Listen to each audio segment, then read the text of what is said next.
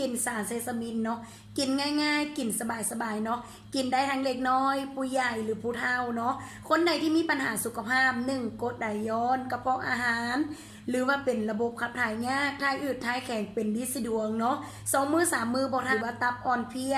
หรือว่ามีปัญหาสุขภาพหลายๆโรคเลยเนาะสามารถกินง่ายๆแล้วก็พกพาไปใส่ก็ได้เนาะก็คืออันนี้กินง่ายเลยกินแค่เพียงเช้า2 เม็ดตอนแรก2 เม็ดแม่พรก็กินคือกันเนาะกินง่ายๆเลยมากินเลยแม่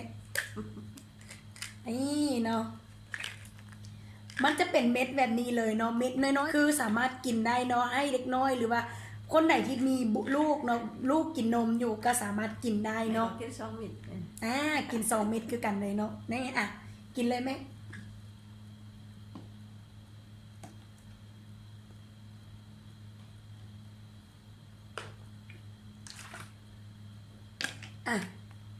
กินง่ายกินสบายเนาะสามารถกินแบบ